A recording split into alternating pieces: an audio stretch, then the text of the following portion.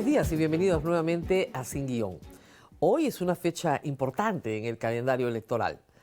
Hoy arranca la franja electoral, la que se ha contratado a los medios de comunicación. Y hoy también es el último día, 11 de febrero, para que los candidatos renuncien a sus postulaciones. Luego, probablemente haya otro tipo de procedimientos para no admitir sus postulaciones, pero ya la renuncia individual del candidato ya no se puede dar después de esta fecha. Hoy, 11 de febrero, vamos a ver en este programa efectivamente algunas renuncias presentadas. Y también, por supuesto, controversias enormes. Una partición del Partido Renovación Popular que tiene dos miradas distintas sobre un problema al que han sido conducidos por la candidata y congresista, la señora Milagros Jauregui de Aguayo. Vamos a hablar de eso en este programa y también, por supuesto, vamos a hablar del presidente Gerí. Hasta el momento se han reunido 63 de 78 firmas para pedir su censura o vacancia. Yo creo que es censura, obviamente los que lo protegen creen que es vacancia. Y, sin embargo, no se oye Prade. ¿De quién depende que logren los 78 votos para reunir al Congreso durante su receso? En este momento de Alianza para el Progreso, de Podemos y de Fuerza Popular, que son los partidos que están protegiendo a Gerí. Y mientras tanto a Gerí le van saliendo juergas, contrataciones, los chinos y un cambio de look, ¿no? Ya no come chifa, ahora come hamburguesa. Muy bien, ¿vamos a lanzar la franja de una vez o tenemos que esperar hasta las 8:05 en punto? Hasta las 8:05 en punto, ¿no? Sí, y hay problemas, uno final, que vamos a conversar con ustedes sobre la franja, que es increíble. El partido de Nicanor Boluarte, el CPP, no tiene candidatos. Esto lo ha revelado el abogado Tello ayer. No tiene candidatos. ¿Por qué? Porque en las 11 circunscripciones donde pudo presentar listas, sea a diputados o a senadores, no tiene plancha presidencial, las listas fueron declaradas por los jurados electorales especiales improcedentes, que no procedían, no cumplían los requisitos. Y no han sido apeladas. Entonces, como no han sido apeladas, no tienen candidatos. Muy bien. Pero igual les van a dar la plata a la franja. ¿Ah? ¿Para hacer qué? E igual han gastado buena parte de ese dinero en un minúsculo medio amazónico. Les decía que se han reunido ya 63 firmas para convocar a un pleno extraordinario y debatir censura de José Gerí. Pero 63 firmas no alcanzan, necesitan 78 firmas. La norma es bien clara. El pleno del Congreso puede reunirse durante su receso si 3/5 partes de los miembros lo piden o el presidente de la República. Gerí no va a pedir un pleno para que lo censuren, ¿no es cierto? Si fuera honesto, lo pediría, pero no lo va a pedir. Y los partidos que apoyan a Gerí en el Congreso en medio de esta campaña y que lo sostienen en el poder son, evidentemente, Somos Perú, Fuerza Popular, APP y Podemos. Pero la noticia es que de APP ya han firmado 4. 4 ya han firmado la moción. Después de que Acuña ha dicho que ellos no lo van a respaldar. Claro, está en campaña, ¿qué cosa va a decir? Pero al mismo tiempo, está claro que los partidos que controlan hoy el Congreso no quieren cambiar de presidente del Congreso. Y la excusa de que van a poner a Susel Paredes, los caviares. ¿Con qué votos van a poner a Flor Pablo, a Susel Paredes? Que son no agrupadas. En el caso de Flor Pablo, no agrupada. La única candidata posible, y eso pone nerviosos a algunos, pero la única candidata posible puede ser alguien de Acción Popular que no postula. Y dentro de Acción Popular, la única que pueden consensuar César Acuña con Keiko Fujimori, es María del Carmen Alba. ¿A quién más van a poner? No van a poner pues a Elvis Vergara, a Illich López, ¿no? La única que pueden poner es a María del Carmen Alba. No hay otra. No hay otra. Que puede ser un desastre, sí, pero estoy segura de que no tienen ni chinos ni juergas, entonces cambiaremos de discurso. Pero no quieren, pues. Por nada. Muy bien. Los chinos tenían que ir hoy, ¿ok? Los empresarios chinos iban a declarar mañana, o sea, hoy, ante la Comisión de Fiscalización por el caso Chifagate. Los empresarios chinos Xi Huayang y Hu Yun Shandong estaban citados para hablar del Chifa y de los negocios que tienen en el Perú. ¿Pero qué creen? El tío Johnny ha dicho, yo soy chino, ¿eh? Yo no voy. Y ya mandó a avisar, de verdad, yo soy ciudadano chino, no tengo nada que hacer ahí. Y como efectivamente la Comisión de Fiscalización, difícil que lo lleve de grado o fuerza, sería la primera vez que vemos eso, no tiene las facultades de una comisión investigadora en este momento, el señor no va a ir, punto. A pesar de todas las investigaciones periodísticas que se han hecho sobre la cantidad de recursos públicos que han pasado por manos de este señor, la cantidad de contrataciones que tiene con empresas chinas que a su vez son contratistas del Estado peruano. Ni una palabra. Gran amigo del señor Geri. Y el problema de las contrataciones, del tráfico de influencias, de los lobbies, en el caso del señor Geri, es que ese no es el único problema que tiene. Tiene el problema de las contrataciones irregulares de señoritas que lo visitan con entusiasmo, como esta señorita que lo ha visitado, la noticia salió anteayer, 24 veces. La joven habló ayer y dijo que ella siempre había aprobado la gestión de Geri, que había apoyado al partido Somos Perú desde muy temprano y que como entusiasta del partido Somos Perú iba y visitaba al señor Geri. Ana Diburcio estuvo en su despacho 24 veces. A veces se olvidaban de anotar su hora de salida. Ha dicho que no va a decir más y que simple y llanamente es una entusiasta acompañante del partido Somos Perú.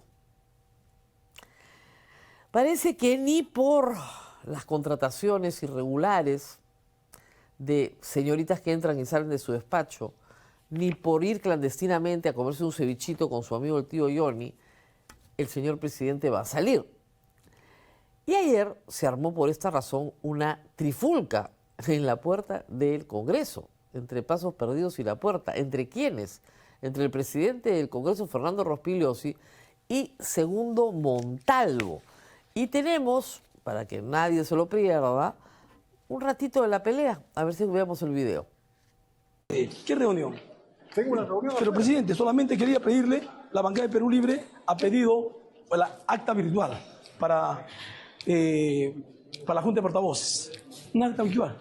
Nada más, presidente. ¿Qué? ¿Junta de portavoces? Sí, ¿Para qué? una acta virtual No, para ver primero de la problemática. No. Presidente, escúcheme, presidente. Nos están robando y no podemos permitir. ¿Quién te está robando? Escuche, no podemos permitir, presidente, no podemos permitir de que de repente usted diga todavía que inicie el pleno. Es algo, una falta grave, presidente. Tenemos a un presidente presuntamente delincuente que está conduciendo el destino del país, presidente.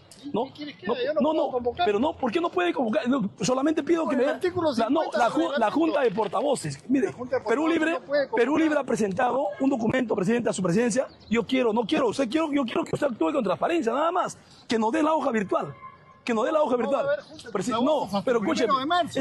es algo urgente, presidente. Es algo urgente, de verdad. O sea, es algo preocupante que usted... Si no tiene 78 firmas. Pero mi querido escuche, amigo. para eso quiero la Junta, que nos dé la copia del acta virtual, presidente. No quiero afectarle a usted, pero usted se está negando, presidente. ¿Ah?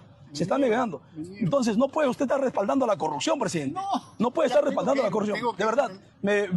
O sea, yo pensaba que usted era una persona firme y luchar contra la corrupción es algo grave lo que está pensando. Bueno.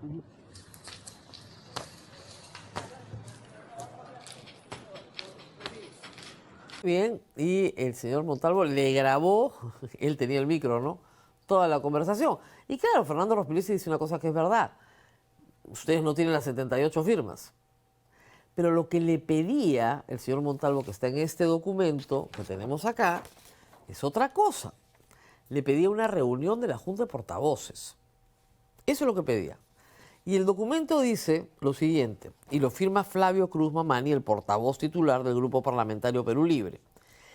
Tengo el agrado de dirigirme a usted en mi calidad de vocero del Grupo Parlamentario Perú Libre, con el debido respeto institucional, a fin de solicitar se sirva a disponer a la oficina correspondiente que se me haga entrega de un acta virtual de Junta de Portavoces para solicitar la realización de una sesión del mencionado órgano, destinada a abordar puntos de alto interés nacional vinculados a la actual crisis política y social propiciada por la conducta del presidente de la República, José Gerí Oré.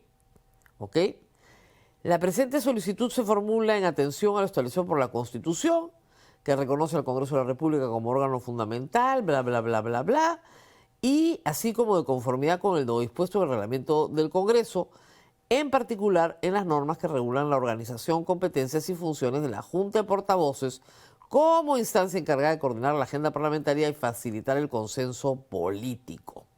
Claro, lo que le está diciendo es, en Junta de Portavoces va a quedar muy claro quién apoya a Gerí y quién no. Hoy para la audiencia está clarísimo, ¿eh? Pero los de Perú Libre, que también están en carrera política, que también están haciendo campaña, están obviamente utilizando la figura de Gerí para su propia campaña, y es una figura pues muy deteriorada, muy rechazada en este momento. Y Fernando Rospigliosi no va a llamar a la Junta de Portavoces, ni de casualidad.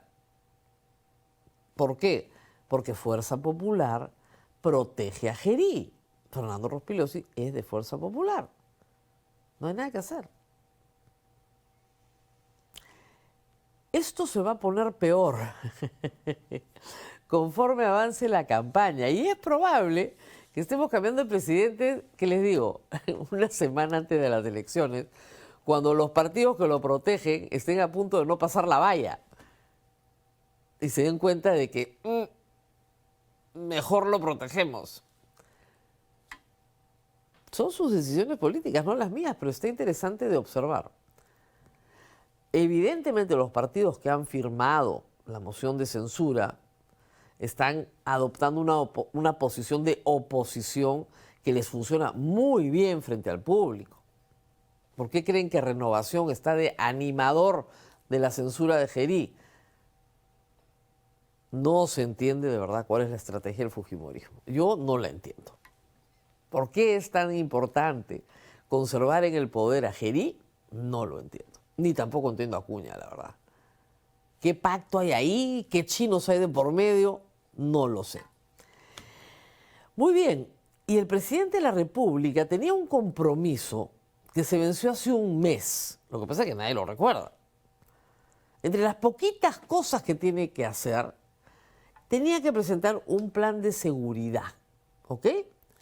Ya anunció, después de que se lo habían pedido, que será presentado este jueves, o sea, mañana, tras casi un mes de retraso.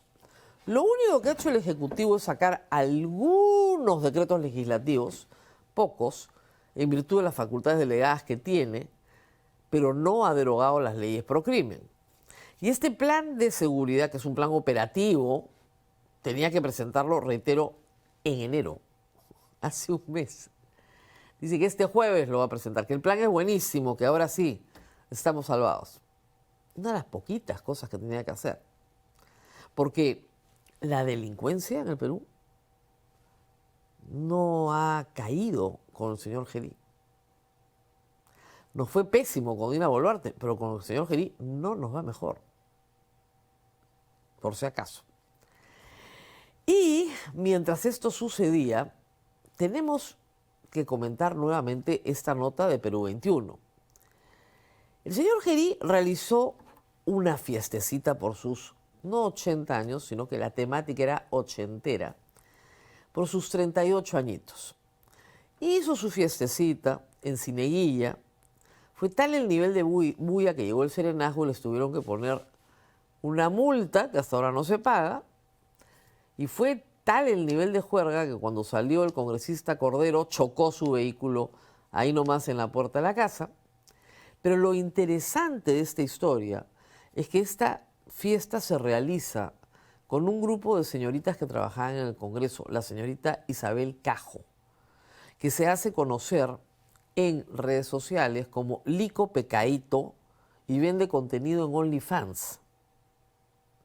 Y se le imputaba como parte de una red de prostitución dentro del Congreso de la República, a la cual pertenecían otras dos señoritas que las tres asistieron a la fiesta y según algún testimonio se metieron a la piscina. ¿Por qué hay que volver a contar esto que se contó el fin de semana? Porque ayer, anoche, nos hemos enterado que se ha archivado la investigación sobre la red de prostitución en el Congreso. No se ha archivado el caso de la abogada Andrea Vidal asesinada a tiros en un taxi. Eso continúa. Pero la red de prostitución en el Congreso de la República, eso se ha archivado porque la Fiscalía ha dicho que no hay ningún elemento que pruebe esto. OnlyFans, Lico Pecaíto, fiestas. Ayer apareció el presidente después de estar muchos días escondido y dijo que sí, que había sido su cumpleaños, pero una fiesta privada, todo normal, ningún problema. Todo normal, ningún problema. Esta fiesta sucede un mes antes, 2 meses antes de su otra juerguita, de donde salió una chica señalando que había sido violada, imputándolo a él y a otro. Él ha sido exonerado por el fiscal Tomás Saladino Gálvez. Tiene una vida social bastante movida el señor Gerí. Y por supuesto, esto ocurre muy poco tiempo antes, esta juerga del señor Gerí, muy poco tiempo antes del asesinato de Andrea Vidal, que hasta hoy no se esclarece, hasta hoy. Porque no fue un asesinato de una bala perdida, no, fue una emboscada, fue un ajusticiamiento. Fueron directamente por las ventanas laterales a matarla. De paso mataron al chofer. Trataron de echarle la culpa al chofer del taxi.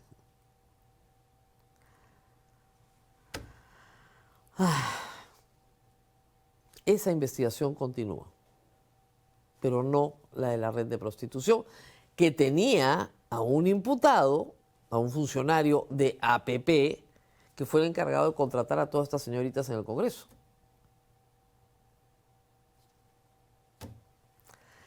Y para que las cosas queden claras, ayer circuló en las redes sociales del embajador de los Estados Unidos en el Perú esta fotografía, este tuit. El señor Bernie Navarro, flamante embajador, por si acaso si no las conocen, esas son las instalaciones de la embajada de los Estados Unidos, de la residencia. Ahí están comiendo los dos, cambiando el menú, compartiendo una hamburguesa americana con el presidente del Perú. Sutil y fino, hay que decirlo, el embajador de los Estados Unidos. ¿Pero por qué dice cambiando el Perú? Porque cuando llegó a Lima dio una conferencia de prensa y dijo que pronto se comería un chifa con el presidente Gerí.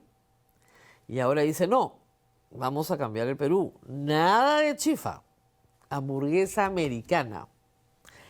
El mensaje es bien claro, ¿no? Mire, señor Gerí, no nos gustan sus amigos chinos.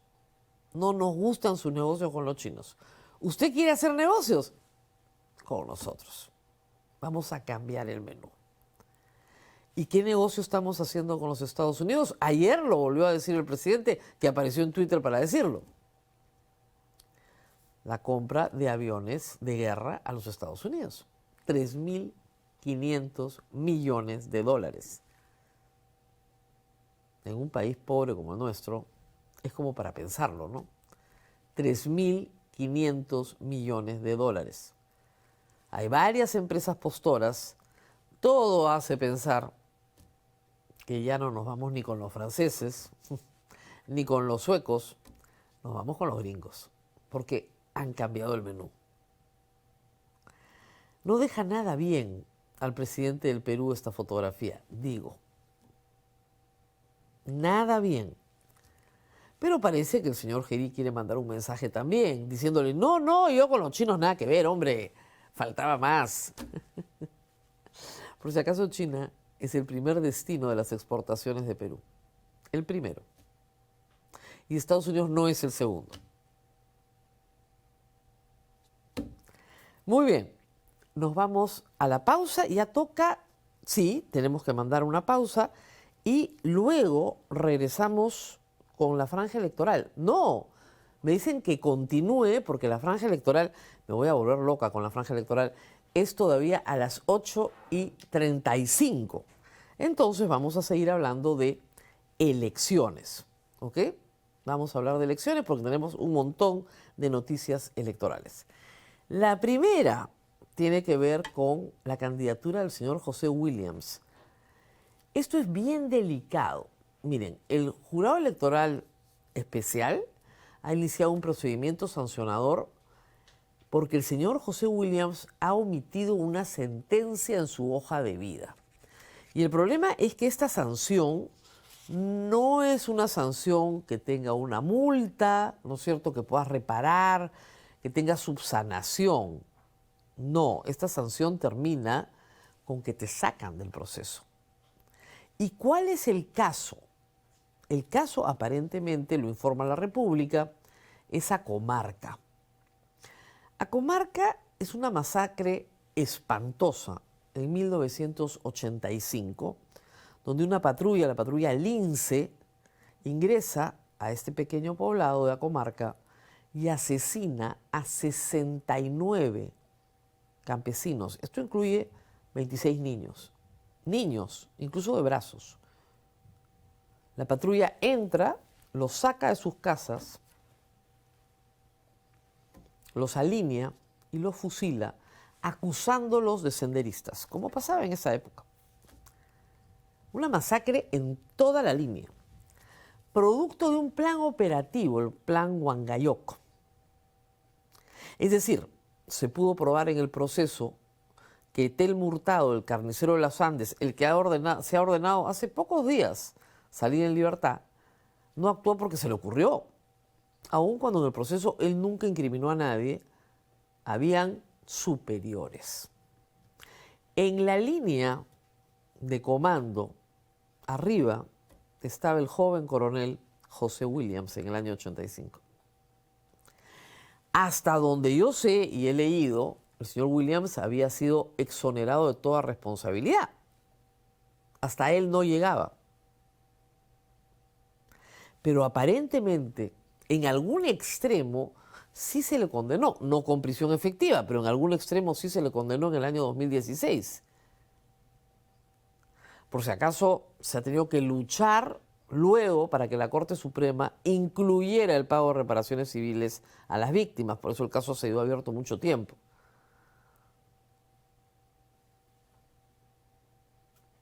¿De qué extremo estamos hablando de la sentencia? No lo sé.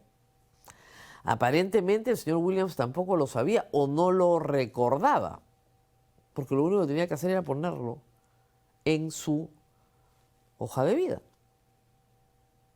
¿Lo puso en su hoja de vida en el año 2021? Eso es una buena pregunta. Porque si la condena fue el 2016, el 2021 tiene que haber existido ya. Todavía el tema es un poco oscuro, no tenemos toda la documentación para saber exactamente qué ha pasado. Pero sí es verdad que si él tiene una sentencia, aunque sea suspendida, menor, la sentencia tiene que ser declarada. Y si no está declarada, Avanza País se queda sin candidato presidencial. No le está yendo muy bien en las encuestas. Hay que decir que Philip Butters tenía más arraigo, valgan verdades. Pero podría salir de la campaña. Vamos a ver qué pasa. El partido Avanza País ha dicho que no correspondía declarar esta situación. Vamos a ver por qué. Tienen muy buenos abogados, espero que lo puedan explicar. Porque no tenemos la información, como les digo, ni completa ni clara. La información era que el señor Williams había sido absuelto por el caso Acomarca, pese a que había sido un coronel que tenía comando sobre la patrulla Lince. Parece que en algún extremo no había sido absuelto. Muy bien, y nos vamos a Renovación Popular. Ay, Renovación Popular. Muy bien, el caso cada vez es peor, porque lo que queda claro es que hay niñas víctimas de violación expuestas. ¿Ok? Expuestas. 4 niñas que desaparecieron y una menor que fue asesinada porque tuvo que irse de ahí, porque no soportaba el trato que le daban y regresó lamentablemente a su tierra y comenzó a trabajar en bares y ahí fue asesinada lamentablemente. Pero, ¿qué está pasando al interior de Renovación Popular? Eso es lo interesante. La señora Milagros Jáuregui ha tenido que volver a abrir sus redes sociales para defenderse. Y ella dice que esto es un acto privado, que no hubo una exposición pública de las niñas. Y así lo ha repetido López Aliaga, que no ha salido a defenderla, pero hecho no era un acto privado. Privado nada. Ayer ha salido, es increíble, ¿eh? Una publicidad, no la voy a pasar. Durante unos segundos una señorita invita al público en general al albergue para que vean el coro de niñas. No dice el coro de niñas violadas, obviamente, ¿no? Pero con publicidad del año pasado, noviembre, para que vean el coro navideño del hogar. Ese hogar tiene, según la señora pastora Jáuregui, niñas violadas, madres, a cortísima edad. Y no ha sido el único evento público con la iglesia de la señora y sus amigos, porque han salido otras fotos de unas pobres criaturas cargando a sus bebitos, porque parecen de verdad niñas cargando muñecos, porque eso es lo que debería estar haciendo esa niñita, jugando con una muñeca. No, es su bebé. Y esto expuesto ante una asamblea. ¿Para qué? Ah? ¿Para avergonzarlas? ¿Para recordarles que dependen de la bondad de la señora congresista número 2 de Renovación Popular? Norma Yarro ha sacado, más bien, una declaración pública, ha hecho una grabación señalando claramente que está en contra de esta conducta. Aparentemente otros, como la abogada Catherine Ampuero y postulante también, la apoyan. Pero del otro lado están los medievales, con Muñante a la cabeza, que ha sacado un texto con mi cara, además, usando mi imagen. Les encanta usar la imagen ajena, diciendo que están atacando a la iglesia. Nadie está atacando el culto ni la iglesia. Conozco gente evangélica de primera, incluso en la política, de primera, que jamás haría una cosa así. Y lo peor es que nos quieren imponer esas prácticas. Ayer no lo terminé de contar, pero se los cuento en breve. Norma Yarro, del mismo partido, ha sido víctima de esta gente. La llevaron a un programa de estos grupos evangélicos para acusarla, como si fuera una acusación, de lesbiana. Eso es. La señora obviamente negó todo, pero ese es el tipo de campaña que hacen. Utilizan sexo, poder y religión y hacen una mezcolanza. Los asustan a ustedes diciéndoles que todos los demás son abortistas y todos los demás son homosexuales y que tienen que votar por ellos. Ojalá que toda esta experiencia espantosa para estas niñas sirva para que ustedes puedan ver de lo que son capaces. Son capaces de usar niñas embarazadas para su plataforma política. Y yo reitero lo que he reiterado todos estos días. La ley prohíbe la identificación de niños, niñas y adolescentes que han sido víctimas de un delito. Está prohibido. Yo ni siquiera voy a pasar las fotos, ni el video, ni nada. Muy bien, y sigamos revisando otras noticias importantes para las elecciones. Fuerza Popular y Alianza para el Progreso también han sido incluidos en investigación por el presunto mal uso de la franja electoral. Estamos hablando de una investigación que conduce la primera Fiscalía Especializada de Corrupción de Funcionarios en Lima Centro, que va a revisar todos los casos en los que aparentemente ha habido un mal uso. Espero que coloquen también a CPP, ¿no? ¿Por qué va Fuerza Popular? Porque le da 30.000 soles a un afiliado postulante para que ponga dinero en su medio, ¿no? En el caso de Acuña está TV Cosmos, que ya no es de la universidad, pero que fue fundada por sus sobrinos, pero que ya no es de sus sobrinos, sino que se vendió. La Fiscalía va a investigar todo esto. Pero para lo que tiene que servir, creo yo, toda esta historia, es para afinar el reglamento del uso de franja. Por ejemplo, regresando al caso de CPP, si no tienes listas, no puede haber franja, pues. Lo que estás haciendo es darle la plata a un medio chiquitito, chiquitito, chiquitito, qué raro, ¿no? ¿Qué va a hacer con esa plata? Devolvértela, pues, ¿no? Por la puerta falsa. Eso es lo que tiene que investigar la Fiscalía. No es poca cosa 80 millones de soles. Sí es poco para cada partido. Yo les explicaba, 1.700.000 soles para lanzar una marca nueva de cero es poco. Para lo que cobran los medios de comunicación no te va a alcanzar para mucho. Pero si haces una buena estrategia debería alcanzarte para algo decente. Caso distinto de Perú Libre, que sí tiene más de 7 millones de soles, y Fuerza Popular, que tiene más de 5 millones de soles. Pero en la otra mano, no se olviden que hay una reforma constitucional que prohíbe la contratación privada en radio y televisión. Están prohibidos los partidos políticos. ¿Para qué? Para que no corran maletines con dinero por todo Lima, ¿no es cierto?, pagando publicidad que los partidos no pueden pagar, pero que sus empresarios amigos sí. Para evitar eso se hizo. Y bueno, tenemos este resultado. ¿Qué hay que hacer? Primero, ningún medio que tenga una vinculación directa o indirecta con ninguna candidatura puede recibir plata de ese candidato. O sea, así de simple. Lo que pasó con Primero la Gente no puede volver a ocurrir. Claro, hay algunos candidatos que han dicho, no vamos a usar la franja electoral. Sí, pero ya está pagado. La uses o no la uses, ya está pagado. Ya los contratos se hicieron. Y tienen que pagarse. No hay nada que hacer. Hay mucho que revisar.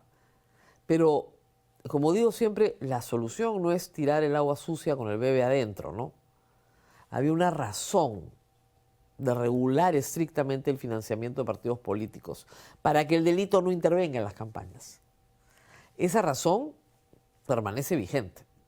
Hay que encontrar un sistema por el cual no le saquen la vuelta al sistema. Pero es increíble, ¿no? Tenés que regular cómo hacer para que los partidos no dispongan de dinero público como si fuera propio. Oso. En fin. Como les decía al inicio del programa, hemos tenido que marcar hoy, 11 de febrero, como fecha importante, porque hoy van a aparecer varias renuncias. Se trata de gente que está en listas parlamentarias o en listas a Cámara de Diputados, pero que decide que no quiere participar o no puede participar. Hemos visto varias renuncias esta semana. Ayer estuve con el candidato de Salvemos al Perú, por ejemplo, su vicepresidente le renunció. Diferencias irreconciliables. Ustedes dicen, bueno, es irrelevante porque total, no figura en ninguna encuesta ni va a aparecer, sí, pero había que renunciar hasta hoy. Y ha sido el caso, y es una renuncia que llamó la atención ayer, del ex procurador Antonio Maldonado. Antonio Maldonado iba como candidato al Senado con López Chao, con Ahora Nación. Y era raro porque iba con el número 7, en fin, es un abogado conocido, y inmediatamente se pensó que había una discrepancia con López Chao. Pero Maldonado se ha apurado a decir que no tiene ninguna discrepancia con el señor López Chao, al contrario, la mejor de las relaciones, etcétera, etcétera. El problema es que él no vive en el Perú y que su familia no está de acuerdo con mudarse nuevamente al Perú. Entonces, por una razón personal familiar, ha renunciado. Yo presumo que Antonio Maldonado se inscribió pensando que la lista no iba a tener ninguna posibilidad, y miren ustedes que parece ser que a López Chao le está yendo mejor. Pese a la campaña de difamación bastante bien organizada y bastante cara de sacarle videos con inteligencia artificial. Esta es una operación que se monta desde Ecuador. La empresa ha sido ya identificada por el periodista León Moya y por La Encerrona. Es una empresa que está comprando avisaje en YouTube y en Facebook, colocando estos productos que son videos de inteligencia artificial que mienten completamente sobre López Chao, pero mienten completamente. Piezas publicitarias también, por ejemplo, se ha sacado con la misma línea gráfica de La República una noticia que es falsa, que ha desmentido La República, diciendo que López Chao quiere apoderarse del 50% de las reservas del BCR, lo cual es un disparate en toda la línea, pero que lo que trata de presentar es a López Chao como si fuera el cuco comunista. O sea, es una estrategia de terruqueo básica, ¿ok? Pero yo también digo, la gente no es idiota y se da cuenta, ¿no? Una compañía que se acaba de montar, con un usuario que se acaba de montar, con una empresa registrada en el Ecuador para lanzar mensajes de fake news en el Perú. Muy burdo todo, ¿no? Y lo bueno es que a pesar de las miles de vistas que han tenido estos productos, digamos, que se han lanzado, es bastante claro que son falsos, lo cual puede contribuir positivamente a la campaña de López Chao, porque es evidente que la guerra sucia viene del otro lado. Para barajarla un poco, esta misma empresa coloca productos que supuestamente benefician a Carlos Álvarez. Pero yo no creo que Carlos Álvarez esté detrás de algo tan, pero tan burdo. Evidentemente son otros los candidatos los que están detrás de esto, porque lo ven como una amenaza. Ojo, mucho cuidado con lo que les llega mientras estamos, por ejemplo, transmitiendo este programa por YouTube o por Facebook. Salta la publicidad, ustedes la ven, piensan que es de este programa no tiene nada que ver con fake news, que son muchísimas, pero muchísimas, ¿eh? Así que mucho cuidado con ese videíto que te manda tu prima. No, mi prima conoce, ¿no? Y que tú lo dices, ¡oh, sí, va a pasar esto, qué horrible!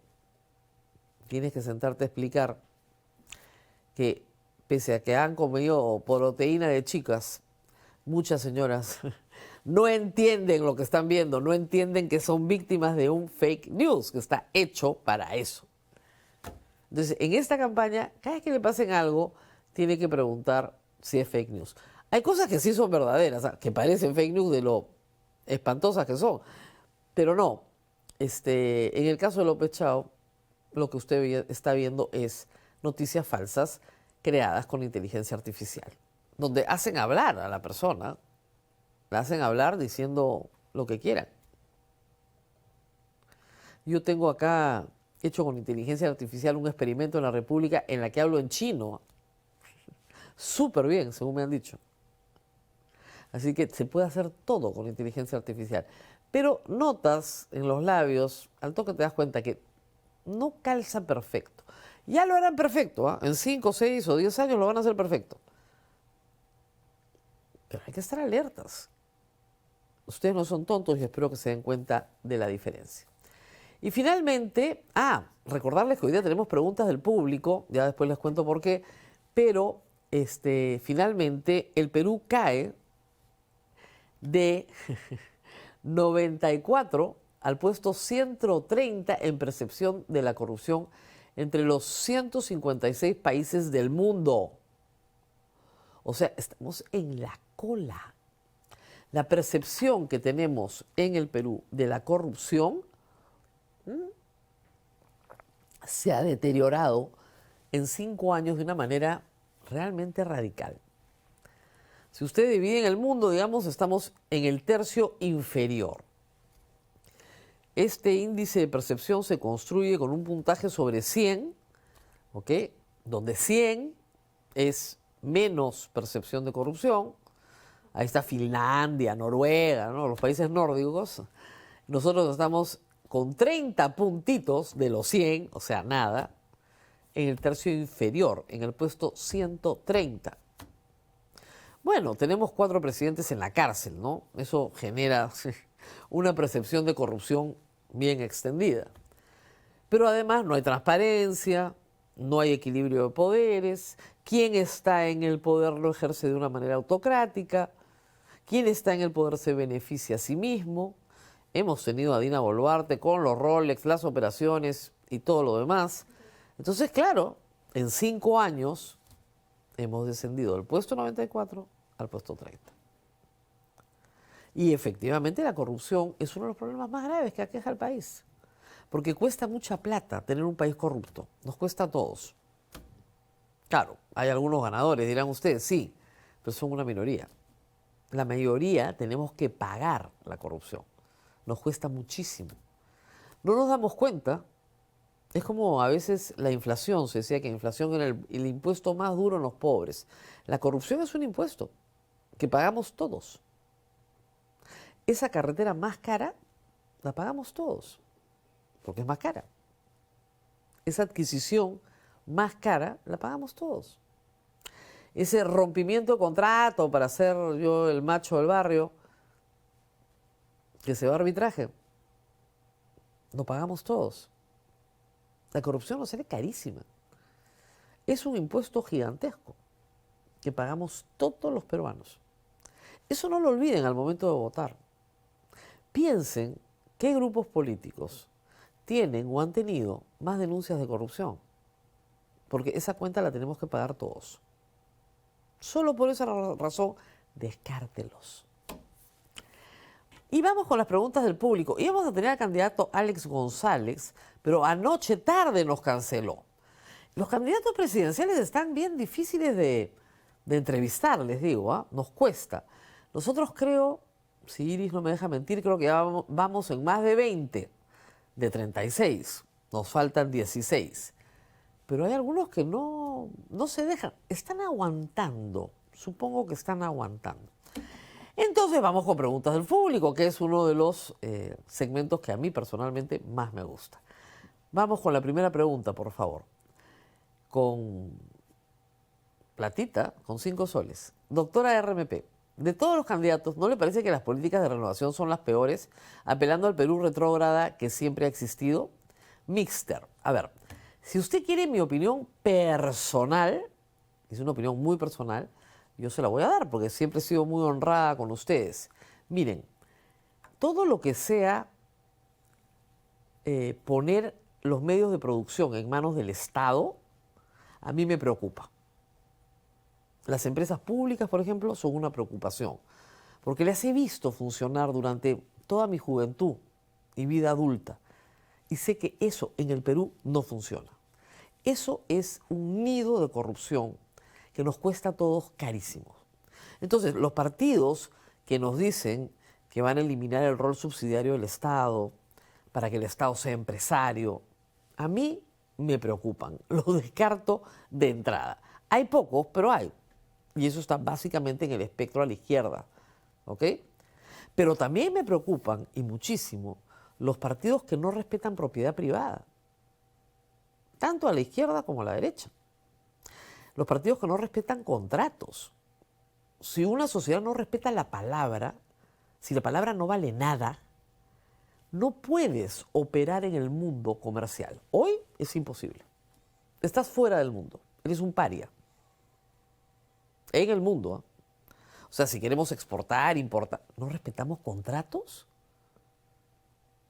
Como Estado peruano. Que personas particulares no respetan contratos ya es un drama, pero que como Estado el contrato no tenga valor, eso es inaceptable. Y eso es Renovación Popular. Que tampoco respeta propiedad privada de personas particulares. No la ha respetado Rafael López Aliaga. Y ahí están los casos. No la respeta. Como digo, tanto a la derecha como a la izquierda. Antes, normalmente, los partidos de izquierda eran los únicos que no respetaban propiedad privada, no respetaban contratos y creían en el Estado empresario. Lamentablemente hoy tenemos partidos de derecha con el mismo discurso, que es tremendo. Y luego hay este tema social, sí, donde hay partidos políticos que quieren imponer una forma de vida, quieren imponer una visión religiosa en un país que tiene libertad de culto y en un país donde los cultos no católicos apenas si tienen 100 años. El Perú fue un país confesional toda la colonia y los primeros, por lo menos, 90 años después de su independencia. La libertad de culto recién está en la Constitución del 33. Pero en 1914 y 15 se dan leyes para permitir libertad de culto. Este es un país todavía mayoritariamente católico. Y los católicos no le pretendemos imponer nuestra fe a nadie. Pero de la misma manera, yo espero que los evangélicos no me impongan su fe a mí. Así de simple. Y hacen leyes imponiendo su fe. No políticas públicas en beneficio de la sociedad, sino su fe. Que no es la mía, por si acaso. Y luego hacen acusaciones absurdas, ¿no? O sea, la señora Jauregui le dice abortista a cualquiera que esté en contra de que se exhiban niñas violadas. ¿Qué tiene de abortista eso? Está prohibido exhibirlas. Muy bien, siguiente, por favor. Mi pregunta, francotirador.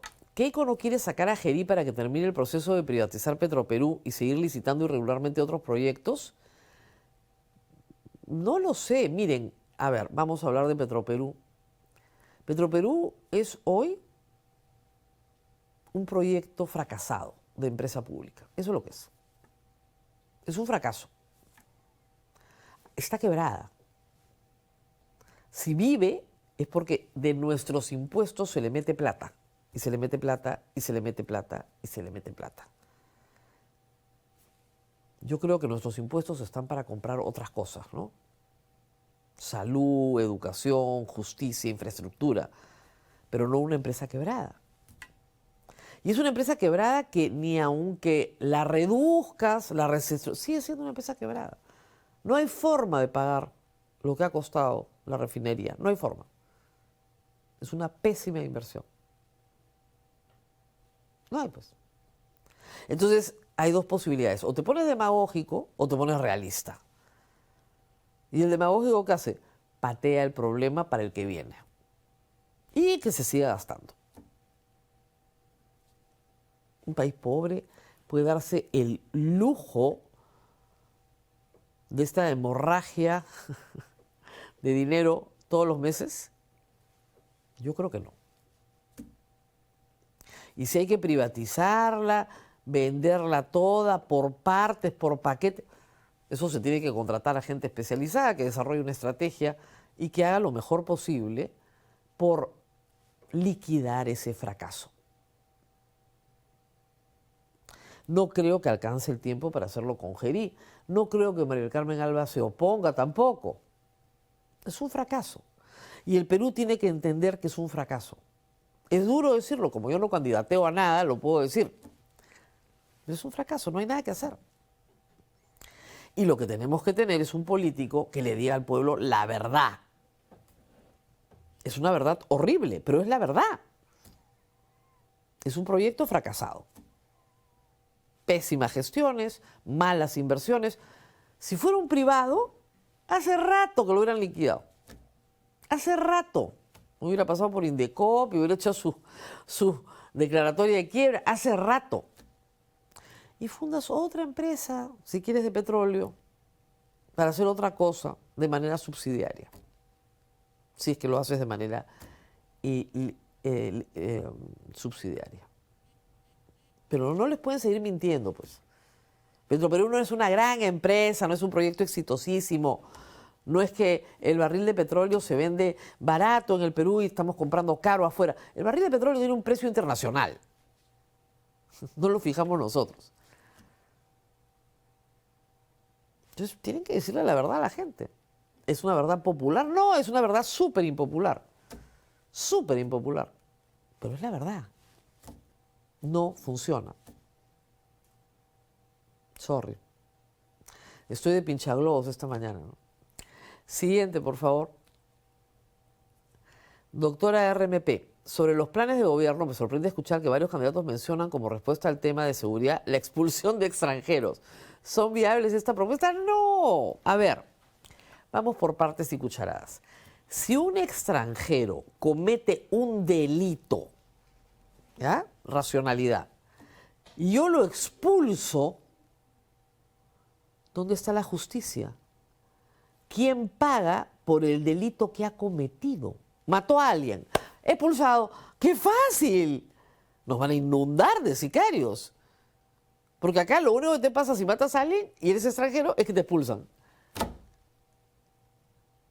O sea, yo no sé en qué cabecita cabe una estupidez de ese tamaño. Si tú cometes un crimen, pagas por él. Y nuestro Código Penal, no de ahora, desde cuando yo estudié, o sea, hace 40 años, dice que el extranjero que cumple la pena es inmediatamente deportado. Hace años. Primero cumples la pena y después te deportan. Esa es la norma desde siempre. No hay nada que modificar. Primer acto. Segundo acto, los extranjeros en el Perú están siendo usados nuevamente en esta campaña como culpables. Eso se hace desde los nazis, ¿ya? Siempre se ha hecho en la humanidad. ¿Quién es el culpable? El judío. ¿Quién es el culpable? El que vino de afuera. ¿Quién es el culpable? El venezolano. Las cárceles en el Perú están repletas de criminales peruanos. Imagínense ustedes qué novedad. ¡Qué novedad! 96% de la población penitenciaria es peruana. ¿Ok? ¿Qué ha hecho la migración venezolana en el Perú? Primero, aportar al PBI, considerablemente. Segundo, traer mano de obra calificada al Perú, más calificada que la media de la población peruana. Gratis, al Estado peruano no le ha costado nada. ¿Para qué vas a expulsar a los extranjeros? ¿Te mueven la economía? ¿Te traen mano de obra calificada? ¿Eres loco? ¿A quién vas a expulsar? Si hay una persona que tiene un problema administrativo, bueno, ese problema administrativo tiene que resolverse administrativamente, no punitivamente. No se dejen de engañar. Acá no hay unos malditos venezolanos que son los culpables de la delincuencia en el Perú, como nos quiere hacer creer Keiko Fujimori, que repite que este problema de la delincuencia explota el 2017. No, señor, explota el 2021, por si acaso. Y creo que no puedo seguir leyendo preguntas porque me acaban de apagar el monitor y va a ser un poco complicado leerlas si no las veo. Ahora sí las veo, muy bien.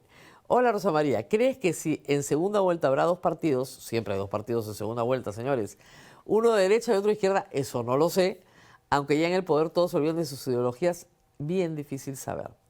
Miren, yo he estado revisando los números de las elecciones del 2021 y ayer hice un tuit largo porque hay cosas bien llamativas. Yo sé que no es una elección igual a esta porque estábamos en medio de una pandemia, una tragedia nacional. El día que fuimos a votar fue el pico más alto de muertes de la segunda ola. Entonces, esos factores son importantes de tener en consideración. Pero miren ustedes lo que pasó en las elecciones parlamentarias. Agárrense bien porque yo tenía una idea en mi recuerdo y lo que siempre he repetido, es peor. Lo que yo pensaba, pero peor. La inasistencia a votar fue 29.9%. De un padrón de 25 millones de personas, fueron a votar unas 17 millones de personas. O sea, piensen ustedes, casi el 30% del país no fue a votar. ¡Punto! El blanco y el nulo sumaron 27%. Ahí nomás estamos en 57% que no participó, que no eligió a este Congreso.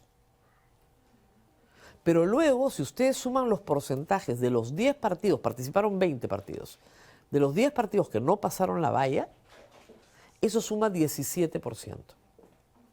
17.8%. En total, el 75% del padrón electoral peruano no participó en la elección de este Congreso. Yo pensaba que era 40-60, no, me equivoqué, era 75-25. 75-25. Por eso es que todo el mundo detesta el Congreso, porque fue elegido originalmente solo por el 25% de la población. No estoy hablando de preferencial siquiera, estoy hablando de partidos. Eso fue lo que nos pasó el 2021. Entonces, piensen ustedes que si el 30% no vota, porque no va, en ese momento porque estaba enfermo, porque tenía miedo, por 1000 razones, y si encima 27%, es 12% me parece que es blanco y el resto es nulo, 27, 15 tanto, 15% es nulo, votan nulo o blanco, ¿con qué legitimidad llegan los candidatos al poder? Eso altera todo el resultado. Por eso es que Keiko Fujimori y Castillo pasan a segunda vuelta con porcentajes bajísimos. Bajísimos. Y eso lo saben todos los que están postulando. Y ayer también compartí un cuadro en mi cuenta de Twitter de Ipsos de la intención de voto del 14 de febrero del año 2021. ¿Saben quién iba primero? Con 11%, así como Rafael López Aliaga. Iba primero Forsyth. ¿Saben quién iba segundo? Johnny Lescano. También con 10. Tercera Keiko con 8. Keiko con 8, tercera. López Aliaga no aparecía. No aparecía obviamente Pedro Castillo. Entonces, ¿qué les quiero decir? Que nada está dicho. No es que la gente decida su voto en la cola. Si tú no vas a votar o votas nulo y blanco, ya te decidiste hace mucho tiempo. Y ese 57% coincide con los que hoy dicen que no saben por quién van a votar. Es hasta mayor. Sé que el 2021 fue una elección muy especial, pero tomemos esos números en consideración para ver por dónde se mueve el humor de la gente. ¿Qué llega a segunda vuelta? Solo Dios lo sabe. Es imposible saberlo hoy. Imposible. Puede surgir de la nada alguien entre los 36 candidatos. Podemos terminar con un Senado repartido entre 2 partidos. Así de grave. Porque además con 38 pasar el 5% es durísimo. Recomendación final. Vayan a votar, por el amor de Dios. 2, no voten ni nulo ni blanco, escojan algo, ¿ya? No hay nada perfecto acá, eso está clarísimo, perfecto no hay, escojan algo. Y tercero, que su voto sea útil. Y eso solo lo van a saber la última semana. Ahí van a ver las grandes corrientes. Traten de orientarse en una corriente que su voto no termine siendo parte de ese 17% que se perdió en las elecciones del año 2021. Esa es la tarea. Por ahora, esa es la tarea. Pausa y regresamos. La humanidad enfrenta hoy una triple crisis ambiental, pérdida de biodiversidad, contaminación y cambio climático, problemas que ya afectan la salud, la economía y la vida cotidiana. Frente a este escenario, la educación ambiental se vuelve una herramienta clave para generar cambios sostenibles en el tiempo, ya que busca transformar hábitos y decisiones en escuelas, barrios, espacios públicos y eventos culturales. Para ello se requiere infraestructura y acciones concretas que promuevan comportamientos responsables, especialmente en eventos masivos, como ocurrió tras los recientes conciertos de Bad Bunny, donde las zonas aledañas quedaron cubiertas de residuos. Esta tarea debe ser compartida entre el sector público y el privado, el primero liderando con políticas claras y presupuestos sostenidos, y el segundo incorporando la educación ambiental en sus modelos de sostenibilidad. En el país existen avances, como los programas locales y Educa, pero el gran reto es fortalecerlos con una política nacional articulada, financiamiento continuo y corresponsabilidad entre todos los actores. Educar para cuidar el entorno es una decisión colectiva que se construye día a día y define el futuro que queremos.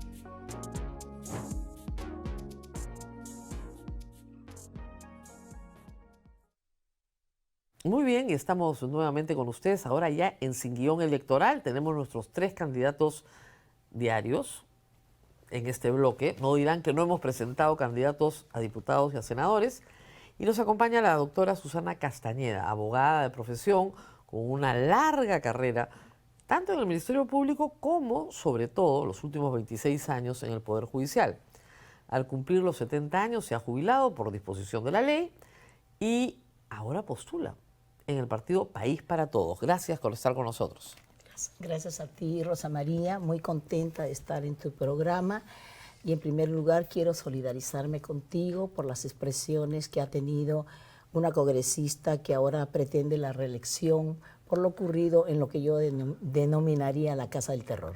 Bueno, por ahí vamos a ir también, yo le agradezco, no se preocupe, como usted cuando era jueza y fiscal, esto es parte del trabajo. Pero yo quería preguntarle, ¿cómo es asesorar un poco a su candidato presidencial, a Carlos Álvarez, que de derecho no sabe nada? El otro día pedía que el presidente intervenga en la franja. Y yo decía, no, Carlos, él no es el titular del pliego, no tiene nada que ver. ¿Cómo manejan la parte legal con Carlos Álvarez? Seguramente por lo que ocurrió en ese día, al conocer lo que había ocurrido, de que parte del dinero de la franja electoral, que es 1.662.000 para los partidos que no tienen representación, se entera que un 38%, 642.000, iba a una empresa poco conocida que es Nativa. Seguramente que expresó eso, pero luego ya ha tomado conocimiento y claro, el sistema es diferente, pero lo bueno es que con lo que él ha dicho ha puesto en agenda pública un tema que es muy importante, ¿no es cierto? Es el tema de cómo se maneja el dinero del Estado, ¿no? Pero ha habido una reforma constitucional. Así es. Todos votamos ahí. Eso ya estaba desde el año 2018. No es novedad. Claro, pero el tema es que existan las leyes, claro, pero el otro tema es cómo se aplican, cómo se interpretan, ¿no? Claro. Entonces yo pienso, al igual que en España y en otros países, el pluralismo democrático al interior de los partidos políticos es importantísimo, ¿no? Entonces, pero yo no en concibo, materia legal, ¿la sigue a usted o a otras doctoras, a la doctora Príncipe? ¿A quién escucha legalmente Carlos Álvarez? Para que lo oriente. En ocasiones conversamos respecto de ciertos temas, pero en esta oportunidad, él se ha indignado por lo ocurrido y ha mencionado esto, pero creo que sí, la ley de financiamiento de los partidos políticos dice otra situación, pero como te repito, lo más importante es que si bien es cierto esta ley ya está funcionando hace mucho tiempo y muchos podrían decir nadie dice nada, pero es importante que lo que no se dice nada no significa que está bien. No, ¿No claro. es cierto? Y que es bueno que se ponga. Claro, pero su camino no era el camino de la ley. Yo puedo pedir una reforma, por supuesto, y debe reformarse. Y va a haber. Y va a haber una reforma, creo que claro. si nosotros, la bancada de País para Todos, o los congresistas que lleguemos, lo primero que vamos a pedir es que se revise estas disposiciones sobre el financiamiento directo y también sobre la franja electoral, porque lo que ha ocurrido son datos objetivos de que las cosas no funcionan, ¿no? Claro. Doctora, se ha criticado que usted conociera muy bien a Carlos Álvarez. Sí, sí. Lo recontra conocía porque usted lo juzgó. En el año 2006, el colegiado en el que usted estaba absolvió al señor Carlos Álvarez. Entonces, ¿no cree que hay un conflicto de interés? Yo sé que han pasado 20 años, sé que no hay una contraprestación, sería absurdo. Claro. Pero usted lo absuelve y 20 años después es su candidata. A ver, Rosa María, yo te agradezco muchísimo por la pregunta que me haces, porque esto ya me lo han formulado en LP Derecho y también en Canal N anteriormente. Yo he dado mi explicación, pero insisten algunos en lo mismo, pero dando datos incorrectos. ¿Ya?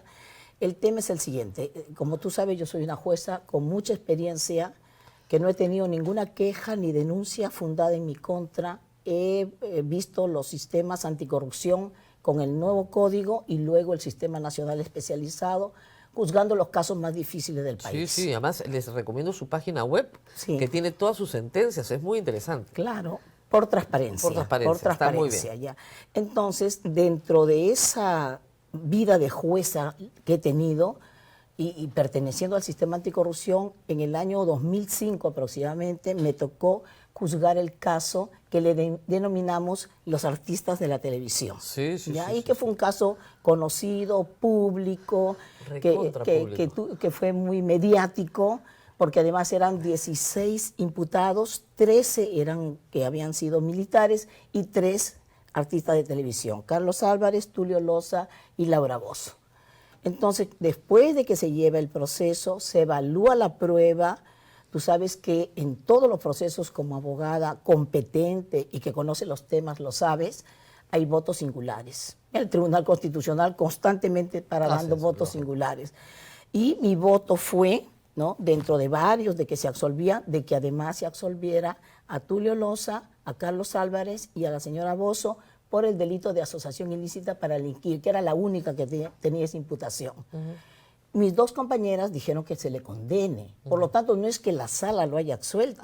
La sala por mayoría ha condenado. Y luego, ¿no?, se absolvió arriba. Y yo di el voto singular para estas personas, porque Tulio Loza también fue absuelto por los 3, pero yo agregué otros fundamentos para hacer más sólida la argumentación.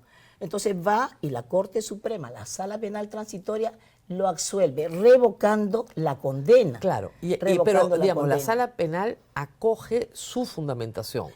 Sí, y valora otros medios de prueba, ¿no? Exactamente. Y por lo tanto, yo quiero que esto quede muy claro. Yo no dudo de la inocencia de Carlos Álvarez. Yo he trabajado con él, estoy absolutamente segura de que fue tal vez una víctima de las circunstancias, pero no culpable de una asociación ilícita para delinquir.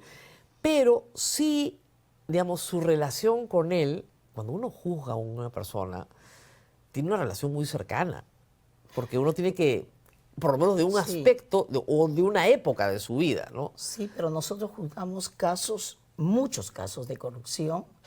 En realidad, para mí, el caso, además de la persona, es un caso que tiene que dar la garantía para todos los ciudadanos. Claro. Eso es lo que la población espera de nosotros. Usted podría decir en su favor que usted sí lo conoce bien.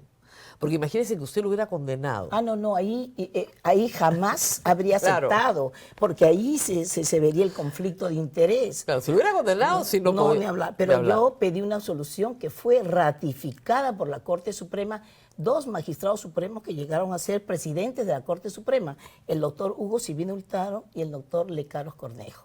Entonces, a mí, después de 19 años, porque la sentencia del año 2006... Se ratifica en su punto de vista. Yo, después de 19 años, cuando la doctora Príncipe me pide que integre en la lista de invitados, porque yo no soy militante del partido, yo le manifesté, tengo este problema, y nosotros analizamos que no había ningún impedimento ni ningún problema ético. Claro. Porque yo considero que si lo hubiese condenado estaría No, y sí. prohibida de participar. De que dio un voto que no fue, si hubiésemos absuelto las 3, también no hubiese participado. ¿Ah, sí? Pero claro, ¿por qué? Porque hubiesen dicho, oiga, ustedes absolvieron a una persona, pero si fue la Corte Suprema con 5 miembros la que absuelve, a mí me parece más bien que ratifica un criterio de valoración probatoria que ellos acogieron como tal. Y quiero decirles también a los ciudadanos de que tengo un alto índice de aprobación en la Corte Suprema en cuanto a fallos. Casi todos mis fallos han sido ratificados. O sea, si yo digo esto es así, la Corte Suprema mayoritariamente confirmó mis fallos. Bueno, es que hay un tema también de, a ver, si yo soy Supremo y me ha llegado un buen fallo, no lo voy a cambiar, pues. O sea, si el trabajo está bien hecho y arriba no te lo cambian. Tiene que estar muy bien, como usted dice, tiene que estar muy bien fundamentado para que arriba no digan, ok, vamos. La Corte Suprema no cambia, no revoca mucho, a no ser que reciba una cosa que es muy mala, ¿no? Así es. Ahora, el otro tema que fue muy conflictivo también fue el voto de dirimente que mandó 18 meses a la cárcel a Keiko Fujimori, ahora también candidata. Así es. El problema de estar en el sistema anticorrupción es que los candidatos terminan siendo sus competidores.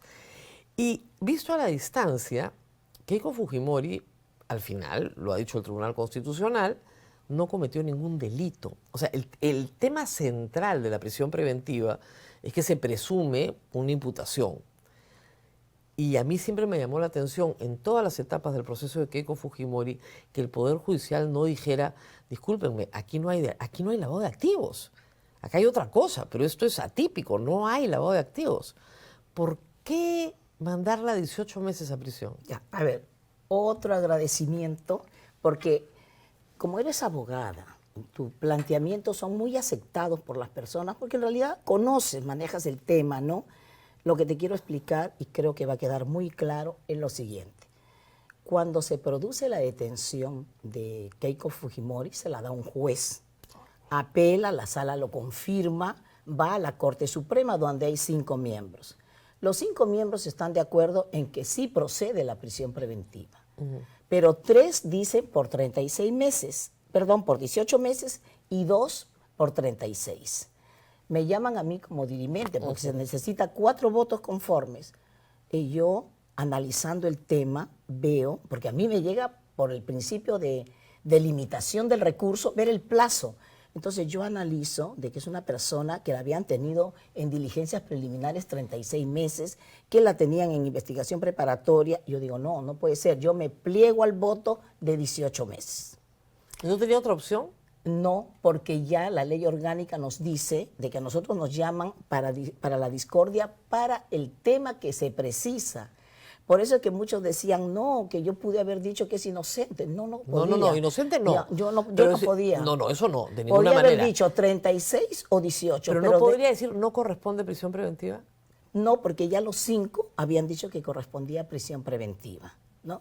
Entonces, no podía hacerlo. Es difícil, ¿eh? Sí, ¿Pero usted cree que realmente le correspondía prisión preventiva? Le habían dado prisión preventiva. No, a mí me tocaba definir yo el lo sé, plazo. yo sé. Pero lo que quiero decirte además es que se interpuso un habeas corpus. Llegó al Tribunal Constitucional y el Tribunal Constitucional analiza los 3 presupuestos de la prisión preventiva. ¿Ya? Y dice, el primero es que haya delito. Y él dice que haya evidencias que lo vinculen con el delito, encuentra que no hay muchas, el peligro procesal, que es el factor más importante, determina que no y le da libertad.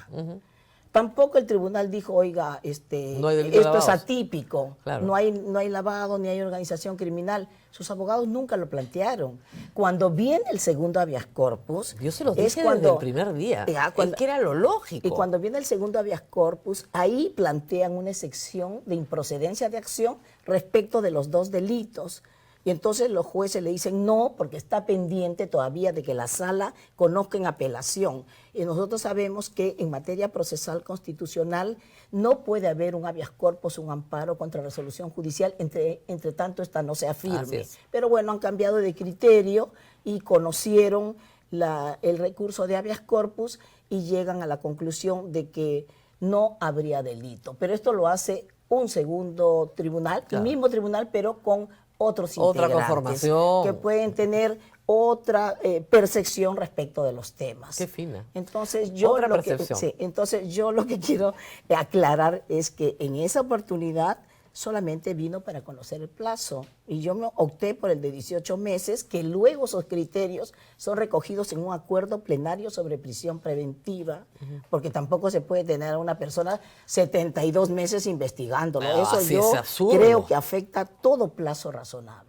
Tenemos una pregunta del público, por favor. Señora candidata, ¿cuál sería su aporte desde el Congreso para erradicar la corrupción que existe en las diferentes entidades públicas, sobre todo en el Congreso?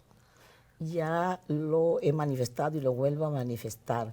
Nosotros vamos a tener el control político como una de las funciones del Senado. Yo creo que esa es importantísima, porque nosotros, ¿qué estamos viendo ahora? Doctora, usted tiene que nombrar a los miembros del Tribunal Constitucional. Sí, esa es la otra función, ¿no? Pero esta de los mochasueldos. Por ejemplo. Cantidades de congresistas cometiendo delitos que no son juzgados, sino que su sanción es 4 meses de suspensión en el cargo. Entonces, ¿es justo que un congresista sea suspendido en el ejercicio del cargo 4 meses por quedarse con el sueldo de sus trabajadores y sus trabajadores sean despedidos, cuando ese es un delito que debe ser procesado, levantarle el fuero conforme la... Concusión se llama el delito. Claro, Concusión. ya está clarísimo, y que sea el Poder Judicial el que determine su situación. Y entre tanto pasa eso, que sea suspendida en el ejercicio del cargo. Entonces no podemos concebir esos temas. Para nosotros la acusación constitucional contra los altos cargos de la nación será fundamental. Porque doctora, hay que verlo bien, ya no más impunidad dentro del Congreso. Pero eso necesita una reforma urgente. Yo creo, mira, que es un tema de las personas que Bueno, integran también el de la Senado, aplicación. ¿no? Porque ya la norma está, el artículo 99 y 100 es clarísimo. Doctora, ¿usted ha visto lo que han hecho con el 99-100 en este Congreso? Sí, por eso mismo digo. Es en Archivan realidad, todo, no todo puede ser, en la pues. subcomisión de acusaciones constitucionales. Esa subcomisión todo. de acusaciones constitucionales va a ser reemplazada por el Senado, pero el Senado va a tener que actuar de una manera diferente si es que quiere hacer una limpieza, porque si no seguimos con lo mismo, ¿no? Y respecto de los nombramientos de altos cargos de la nación, también es una función importantísima. Respecto del Tribunal Constitucional deberíamos decir, ya no más repartijas. Ya recuerdas todos los escándalos que hemos tenido, incluso hemos visto a una persona que se le nombró congresista cenando con Doctora, personas usted, que la habían usted ha leído nombrado. fallos del Tribunal Constitucional, yo también, en los últimos 2 años, que son abiertamente prevaricadores, o sea, contra el texto expreso de la Constitución. O sea, la Constitución dice que no hay iniciativa de gasto y el Tribunal Constitucional dice que sí. O sea, ¿qué hacemos? ¿Qué haría usted con el actual Tribunal Constitucional? No, y sobre todo, a mí lo que más me preocupa es que las sentencias del Tribunal Constitucional, según la ley, el Código Procesal Constitucional, priman sobre las del Poder Judicial. Entonces, no es extraño que una persona que ha sido condenada venga un mandato diciendo, bueno, no, que salga, ¿no? Y entonces Claro. el Poder Judicial tiene que cumplir eso porque la ley lo Así es. dice. Y en el tema del control de constitucionalidad de las leyes, también puede haber una ley que creemos que es inconstitucional, pero el tribunal dice es constitucional y entonces se queda en el ordenamiento jurídico. Pero en algunos casos no llega a alcanzar los votos, pero igual se queda como constitucional. Entonces nosotros tenemos que presumir como jueces y los que se quedan de que esa ley en realidad no ha sido Así es, vista, terrible. y entonces los jueces pueden aplicar el control difuso perfectamente, porque la ley se queda, pero no ha sido interpretada con los 7 votos o los 5 que dice el Código Procesal Constitucional. Y a la pregunta de qué hacer, bueno, ellos tienen su nombramiento hasta tal fecha. En las Hay falta grave, próximas... En las próximas habrá que tener mucho cuidado, esa comisión de senadores. ¿Pero usted no cree que pueden ser removidos por falta grave? Si hay una denuncia, ¿no? Y se entiende que están dentro de las causales de remoción, se tendrá que actuar. Pero también quiero que consideres... Usted es jueza y se no quiere adelantar opinión. No, lo que digo yo es, el tema más puntual es que siempre para jueces y para miembros del tribunal siempre se dice que no, los criterios jurídicos, las argumentaciones no deben ser cuestionadas, judicializadas. Yo creo que sí, ¿no? Porque si hay una argumentación absurda, carente de contenido y de sentido, nosotros no tenemos por qué estar atados a eso. Así es. ¿Me Doctora, nos entiende? tenemos que despedir. Sí. Yo le agradezco mucho estas aclaraciones y para los interesados, yo estuve revisando ayer su página web. Tiene una página web que se llama Susana Castañeda. Y ahí hay, además de su biografía muy corta, muchas sentencias, Sí. muy interesante para los estudiantes de Derecho. Sí, muchísimas gracias por la por haber estado invitación. con nosotros. Pausa y regresamos con más Si me candidatos. permites Sí. un minutito. O nacional por país.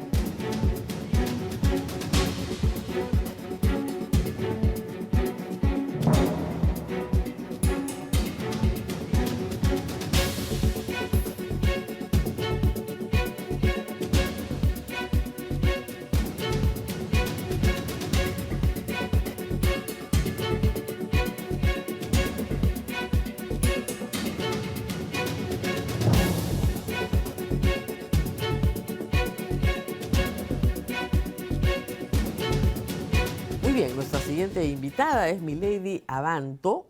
Me acaba de corregir, todavía no es ingeniera, ha egresado de Ingeniería de la UNI, va para diputada por Lima con el número 18 y ella tiene entre sus aspectos biográficos más interesantes, creo, haber sido ganadora de beca 18.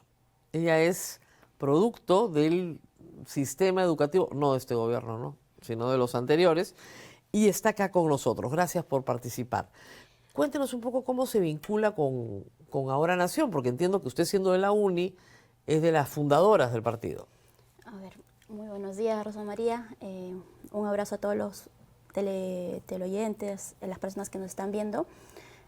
Actualmente soy una de las candidatas joven de la cuota joven del Partido Ahora Nación, y nosotros vivimos la situación que se vivió en el 2022-2023, producto de la convulsión social en nuestro país.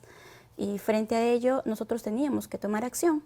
Y gracias a la directiva que había en ese entonces de la universidad, ellos coordinaron con los tercios universitarios de otras universidades que también vinieron a Lima, y ahí se forma como que el CEN, la cabeza del partido. Pero nosotros también hemos apoyado justamente en la conformación, hemos apoyado en el crecimiento, ¿no?, en las diferentes regiones. ¿Qué piensa de lo que está pasando con beca 18 actualmente?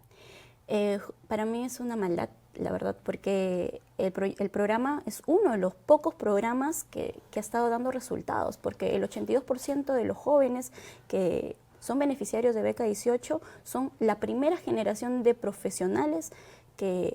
En su caso es así. Exactamente. ¿Usted de dónde viene? Yo soy natural de Cajamarca, de Celendín exactamente. Mi familia migra a Lima producto de la necesidad de buscar oportunidades que allá no teníamos. Inclusive, pues, te puedo contar que yo nací en la casa de mi mamá, o sea, no iban a los hospitales en ese entonces. Entonces, vinimos, hemos estado viviendo en las zonas más periféricas de Lima, en los llamados conos, pero ahora le llamamos las limas. Y en busca de oportunidades, pues no, como estudié en colegio nacional durante toda mi vida. ¿Tuviste buenas notas? Sí, fue el primer puesto del colegio, eso me permitió querer aspirar un poquito más. Y luego dije, bueno, voy a ingresar a la universidad, y cuando vi, pues dentro de las tops estaba la UNI, y me esforcé para poder lograr el objetivo. Ahí es que cuando ya logro ingresar a la universidad me doy cuenta de algo más fuerte, ¿no?, que no bastaba con el esfuerzo que yo tenía para poder lograr una oportunidad, ¿no?, de estudiar, sino ahora cómo me sostengo, porque yo venía trabajando ya 2 turnos, los días sábados y domingos, en una panadería, y pese a que trabajaba y estudiaba de lunes a viernes en la academia, no me alcanzaba el dinero. Entonces dije, pues, ¿cómo hago? Luego ya entré a estudiar, y mi jefe en ese momento me dijo, pues, Miley, ya no, o sea, ya dedícate a estudiar. Pero había algo más a profundidad, y es que ¿cómo mantengo mis estudios? Y decidí postular a beca 18 por orientación, ¿no?, de algunas personas que vieron mi caso, que yo estaba en extrema pobreza en ese momento.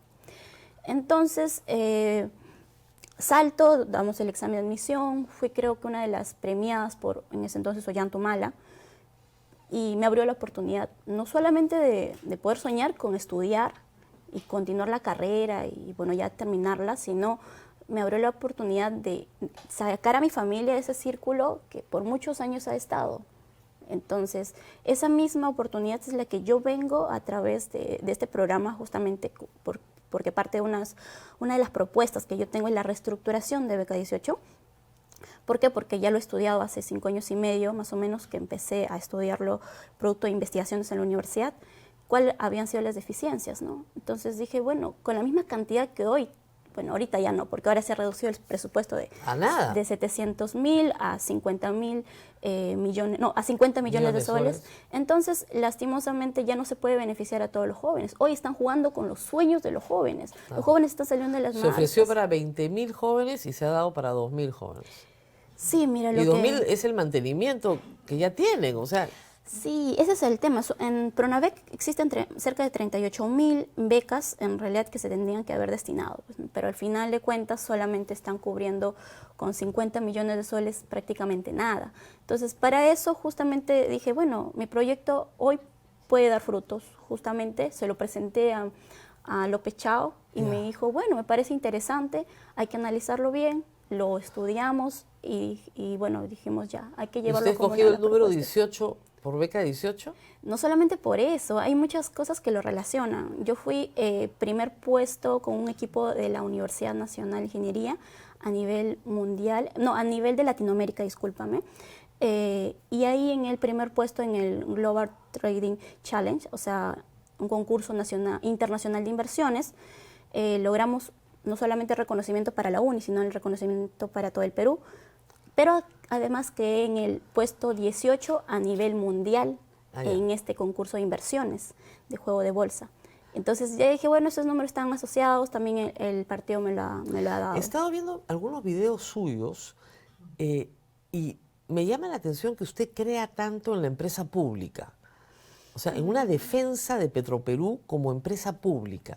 ¿Por qué tiene fe en la empresa pública? Yo no tengo ninguna, pero ¿por qué tiene fe en la empresa pública? No es que defienda tanto la empresa pública, sino las empresas que son, en este caso, o vendrían a ocupar lo que son los recursos estratégicos para nuestra nación. O sea, ¿usted cree que hay recursos estratégicos? Sí, en este caso, ahorita al menos todavía el petróleo... ¿No cree que eso es un cliché que se repite desde el gobierno militar? No, que ha calado mucho, ¿ah? Yo creo que una persona joven habla de recursos estratégicos, es que ha calado mucho. El tema de las energías es muy importante para nuestro país. Es muy importante el agua, y es muy importante el aire, y es muy importante los peces en el mar. Todo es estratégico. La carretera es estratégica, el cielo es estratégico, todo es estratégico. Entonces, el problema es por qué tenemos que tener una empresa pública quebrada, que ha fracasado como empresa, subsidiada con el dinero de todos los peruanos. O sea, todo lo que se le ha quitado a Beca 18, perfectamente se ha ido a Petroperú. No lo diría de esa manera, yo lo que diría es que necesitamos urgentemente no solamente la limpieza de la institución como tal, porque, bueno, yo estuve trabajando un tiempo en Agrobanco, te comento, y en Agrobanco también hubo un problema similar y todos decían hay que privatizarlo, y estaba en rojo, pero fue por malas gestiones, y esas malas gestiones se han repetido en el Estado lastimosamente por gestiones. ¿Y por qué cree que se repite? Porque ha pesado más la ideología, por poner gente a veces incapaz, por poner gente llegadas al tema del amiguismo y más, sin importar lo más importante, que es persona técnica que pueda solucionar problemas, porque si hablamos, por ejemplo, de una privatización, no estamos buscando una solución, lo que estamos buscando es solamente cambiar. No, es que, le explico, no hay solución, porque ya fracasó. Es un fracaso. No, si fuera privada, ya la hubieran cerrado. Porque nadie puede seguir perdiendo tanta plata. Si fuera privada, ya la hubieran cerrado. Pero como es pública, de nuestros impuestos, seguimos pagando y pagando y pagando eternamente por razones políticas. Porque ningún político se atreve a decir, oye, ¿sabes qué? Esto no funciona, lo tenemos que cerrar. Como te digo, si estamos hablando de cerrar una empresa nacional en específico, y decir, bueno, hemos fracasado, entonces, ¿para qué sirve el Estado? Se supone que el Estado no viene a resolver prácticamente los problemas. Pero ya fracasó. Entonces, ¿tendremos que decir que eliminamos el Estado también? No, eliminas a la empresa, haces otra empresa, pero esa no puede seguir operando. pero nosotros hemos hecho inversiones que se pueden recuperar. Perfecto. Estratégicamente rematas algunas cosas, vendes otras, sacas adelante otras, haces otra nueva empresa para esa operación. Para eso contratas a alguien a un plan estratégico que viene y te dice, bueno, la mejor forma de manejar esto, este naufragio, es esto y vamos a salvar esto.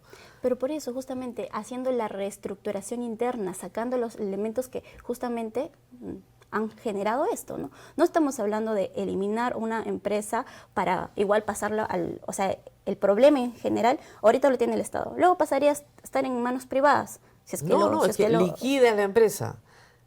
Tú has trabajado en una panadería. Imagínate que no vendes un pan. Claro. No vendes un pan. Una semana, 2 semanas, 3 semanas, tienes la harina, tienes los insumos, tienes el alquiler, la electricidad, y no vendes un pan. Baja pues la reja, no se puede. No hay forma. Pero en nuestro caso mudas sí. la panadería a un sitio donde de repente tiene más salida, donde hay más clientela, haces otra cosa. Pero esa panadería ahí no funciona. Claro, pero tú estás hablando, por ejemplo, en este caso de que no hay ventas en nuestro país, más del 33% de las personas, o en general de lo que se produce o lo que se consume, en este caso de los elementos, en realidad son abastecidos por Petroperú. Entonces, No, sí, hay una venta, no alcanza para rezar a la panadería. Sí vendes pan, pero no te alcanza para cubrir ni la electricidad del local. Pero, Rosmaría, es un tema más estructural adentro, el tema de la limpieza, como te estoy diciendo. No, usted puede limpiar todo. Pero en todo caso... El negocio no funciona, está mal planteado. Si no funcionaría, entonces estamos diciendo que Repsol tampoco funcionaría. Pero No, sí es que es un negocio privado que sí funciona. Pero solamente... No está... A ver, sí. Repsol no tiene una refinería que costó lo que costó la de Petroperú. Claro, Repsol lo compró, creo, a 180 millones de soles. Pero eso es lo que costaba. Ese era su valor de mercado. No era su valor de mercado, sí era estaba su valor cerca de mercado. 2.000 millones, No, pero no. lastimosamente... Esa es una imaginación. Los valores de mercado se fijan en un mercado internacional. Yo el otro día le escuchaba hablar en su video sobre los precios del petróleo, sobre el precio acá y allá. O sea, el precio del petróleo es un commodity, se fija internacionalmente. Claro. No lo fijamos nosotros y tampoco lo fija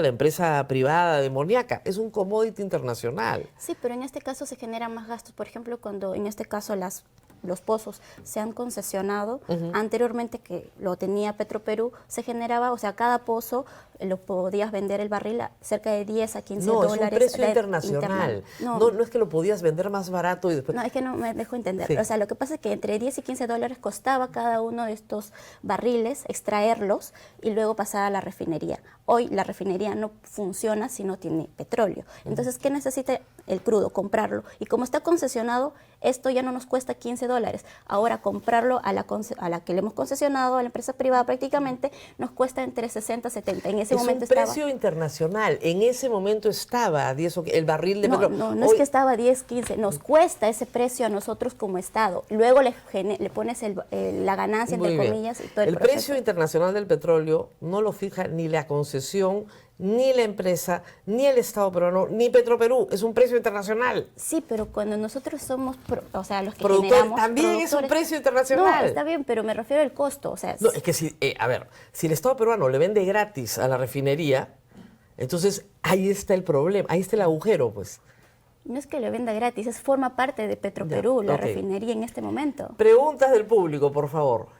¿Cómo consigue usted la vivienda social? ¿Como un gasto asistencial o como una inversión estructural para reducir informalidad, desigualdad urbana y presión sobre servicios públicos? Arquitecto Cristian Cueto, que quiere un programa de vivienda, me parece clarísimo.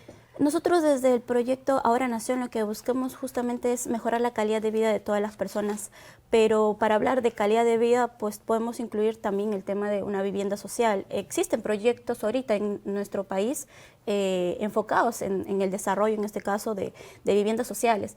No podría hablar de expandirlos sin tener un sustento justamente de este proyecto, porque no puede haber ningún proyecto en nuestro país si no generamos primero ingresos y luego hablamos de proyecto. Tenemos que trabajar al paralelo. Entonces, desde la perspectiva... Ya hay un programa, techo propio. Por eso, ya tienen. Entonces, ampliarlo un poquito más significaría generar más gasto. Y para generar más gasto también tenemos que tener un proyecto de poder recaudar más impuestos. Te está bien difícil con Petroperú, ¿eh?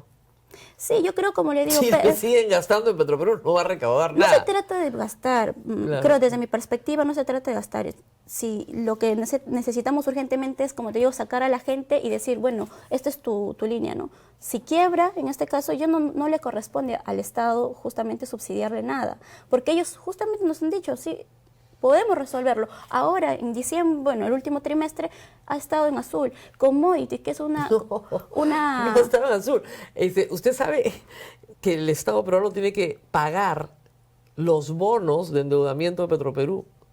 Los bonos, no, lo que pasa es que existe... Todo el endeudamiento lo está pagando el Estado peruano. No, lo paga Petroperú. A través del Estado peruano, porque el Estado peruano tiene que invertir para que esos bonos basura no sean finalmente basura y el Perú no pierda grado de inversión. Así de grave. No, pero es que lo que pasa es que igual Petroperú tiene el Estado tiene una deuda con Petroperú y esa deuda también se tiene que cubrir. Actualmente hay cerca de 6.6 mil millones de soles que el Estado no le paga, justamente invirtiendo en las zonas que vendrían a ser la Amazonía. Creo que sus cifras no están muy claras, pero le agradezco que haya estado con nosotros. Se nos ha acabado el tiempo, lamentablemente, y gracias por haber estado acá. Nos tenemos que ir. Y vamos a la pausa, rezamos con nuestra última invitada esta mañana, se trata de Leila Huerta. Pausa y volvemos.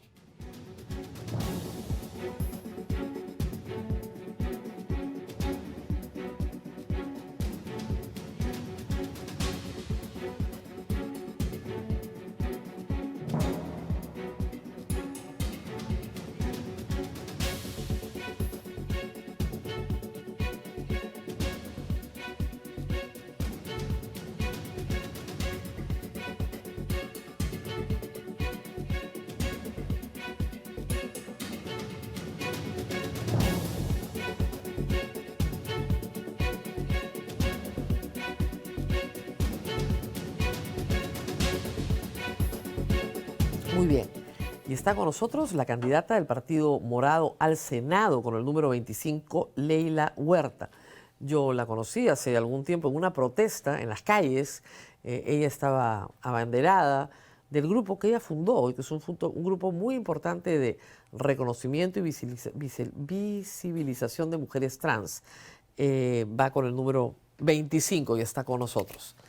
Y yo quería preguntarte, porque es la primera vez que tenemos una candidata trans en el programa, ¿qué tan difícil para ti es haber llegado a este momento? Yo creo que ha sido una progresión del desarrollo social que vengo realizando hace muchos años, ¿no? Leila Huerta no es una persona que recién aparece en medios, lo mencionas, y me siento, lamentablemente es el camino que escogí. Y digo lamentablemente porque en un momento determinado no quería saber nada de política como muchas personas. Sin embargo, fui entendiendo y fui asumiendo los roles sociales que la vida me ha venido dando o que lo he ido marcando, o creo que la sociedad me lo ha ido imponiendo, ¿no? Porque también creo de que las personas no queremos vivir luchando todo el tiempo, ¿no? En el caso nuestro es imposible poder hacerlo porque desde que nacemos es que estamos luchando contra un sistema, ¿no? ¿Cuántas mujeres están contigo en Féminas? Bueno, en realidad el impacto de la organización es muy alto.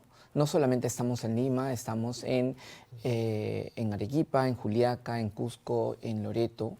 En Huancayo tenemos un núcleo no constituido como institución, pero sí, yo creo que es importante que mencionemos, por ejemplo, que en el 2019 nosotros lanzamos, a raíz de esta encuesta del censo LGBT que hizo el INI, un enlace parecido, y pudimos obtener una muestra de 700 personas y en todo el mundo, ¿no? O sea, no solamente era... O sea, ustedes representan, tú dirías, una comunidad en el Perú que agrupa unas 700.000 personas.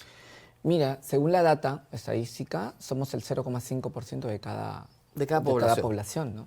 Entonces, el problema es la identificación, ¿no? Claro, son una minoría de minorías, digamos. Dentro de una minoría son la minoría. Y la minoría más vulnerable de todas, según toda la información que tenemos. O sea, más vulnerable a trabajo en calle, más vulnerable a pobreza, a estigmatización. ¿Tú crees que se ha avanzado algo en la agenda? ¿Cuál es la agenda que tú llevas? Yo creo que lo que llevamos es el ejercicio de ciudadanía plena, ¿no? Independientemente de hablar de leyes específicas, es el ejercicio de ciudadanía plena. Y eso implica, pues, legislar con políticas específicas para nosotras. Creo que, si bien es cierto, somos la minoría de la minoría, pero también somos, creo que, el laboratorio social para decir cómo sí se puede, a pesar de la adversidad, poder estar presentes, desarrollar comunidad, crecer como población individual también, y cómo podemos también llegar hasta hacer política y llegar a esos espacios con un sustento de trabajo en el camino, ¿no? ¿Cuál crees que para tu comunidad deben ser los problemas más importantes que no están siendo atendidos por el Estado? Creo que el principal es el acceso a la identidad.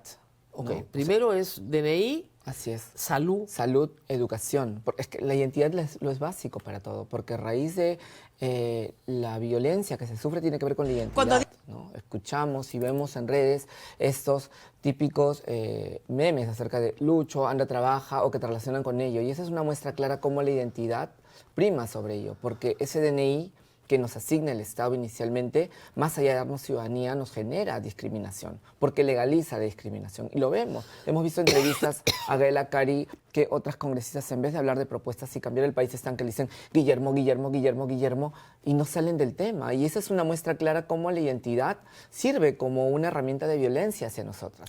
Y que, perdón, para poder terminar, y que es la piedra fundamental para el desarrollo de toda la ciudadanía. Claro. Entonces, primero identidad, que en este momento no tienen protección a la identidad. No la hay. Segundo, va a haber resistencia a eso. Tenemos grupos muy, como diríamos yo, poco empáticos con la situación de ustedes, por ponerlo de alguna manera, incluso agresivos. ¿Ya? Estoy segura que para los pastores evangélicos que tenemos hoy día en el Congreso, como dicen ellos, usted en sí misma es una abominación. Completamente, pero no miran todos los casos de pedofilia y abusos sexuales dentro de esas mismas sectas religiosas. ¿no? Sería interesante cómo estos congresistas que se abanderan con la bandera de la familia, del Provida, no primero comienzan a mirar hacia adentro de su propia institución y comienzan a vigilar estos actos de abuso sexual dentro de ellos, que han sido completamente documentados y reportados, ¿no?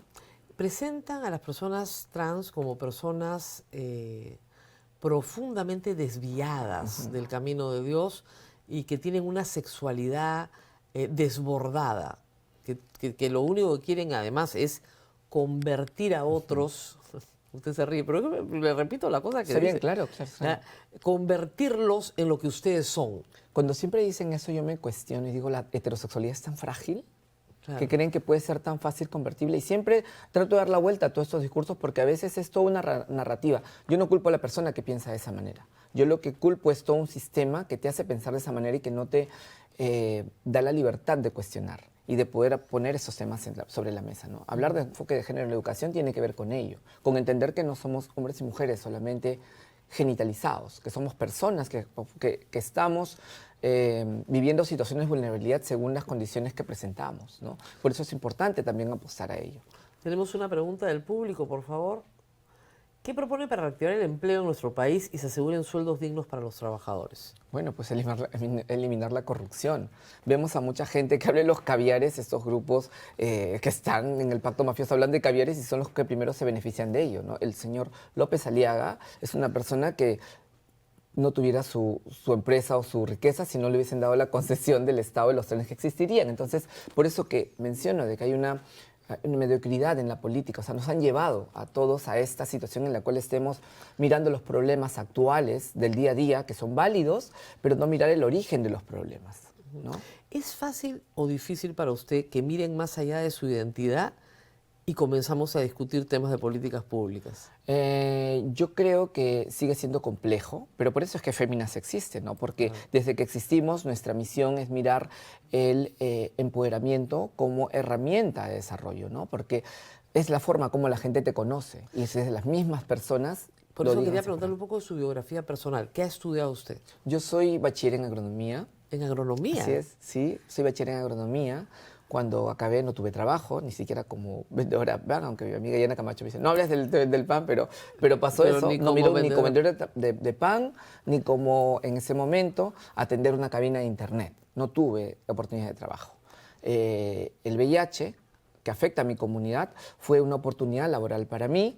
Pude trabajar como promotora de salud y desde ahí pude desarrollar mi carrera de ingeniera, porque luego de ahí salto a ser data manager como administrador de datos para investigaciones clínicas, luego la coordinación de proyectos y como consiguiente hacer investigación en temas relacionados con VIH y población trans específicamente. O sea, pasó de la agronomía a la salud pública, ¿ya? Pero porque la vida la fue llevando ahí. Pero que me sirvió la formación, No, porque sabemos obviamente.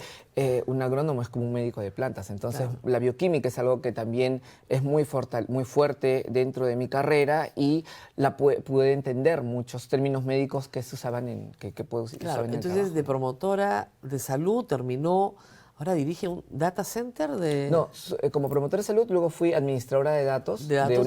que tiene que ver con el control de calidad de la información que se envía, Claro. y luego de ahí saltó la coordinación de proyectos y luego pues hacer investigación, ¿no? En diferentes proyectos. ¿Y a dónde está haciendo investigación? Bueno, yo he hecho investigaciones conjuntas con la Universidad Cayetano Heredia, con la San Marcos, con la Universidad de Toronto, con la Universidad de... ¿Y su área de interés en la investigación qué cubre? Básicamente ha estado ligado con el tema del VIH, con el VIH y el impacto con población específica. Es que somos la población más vulnerable al VIH y eso tiene que estar claro y tenemos que hablar del tema, porque también no hablar del tema invisibiliza la problemática que nos toca vivir. Y en razón de esto es que también entiendo cómo el candidato Mesías Guevara habla de la digitalización y cuán importante es que nos convertamos en números y cómo esto puede evitar la corrupción. ¿Por qué no quieren que se digitalice todo pudiéndose hacer hace mucho tiempo? Porque ya no puedes escoger a dedo a quién beneficias, ¿Y ¿no? ha visto el caso del VIH en la Amazonía, que es muchísimo más fuerte que en el resto del país y sobre todo, lamentablemente, con niñas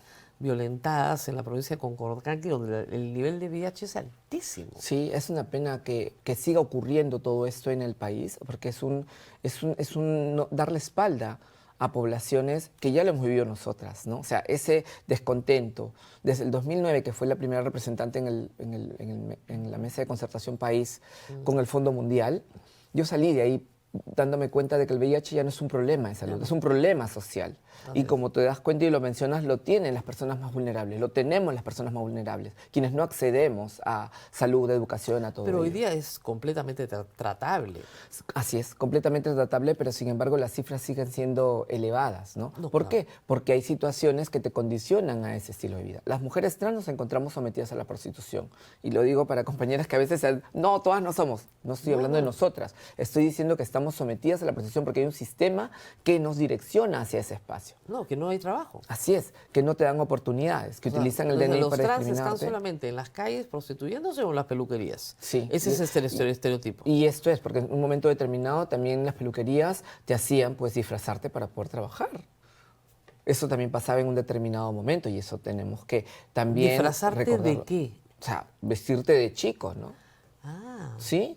Y yo creo que eso es algo que tenemos que también decirlo, cómo existe esa discriminación dentro de estos mismos grupos vulnerables y que tiene que ver con todo un sistema social, ¿no? Si te dicen que tienes que... Es como decirte que tienen que decir que portarte bien para poder... o sea, te internalizas tanto el mensaje y eso tiene que ver con un tema psicológicamente probado. Una persona violentada, maltratada, termina validando la violencia y creyéndola que es justa. Y por eso terminas en discursos diciendo de que si tienes VIH es por tu propia culpa, ¿no? Claro. Y no por un sistema que te tocó vivir.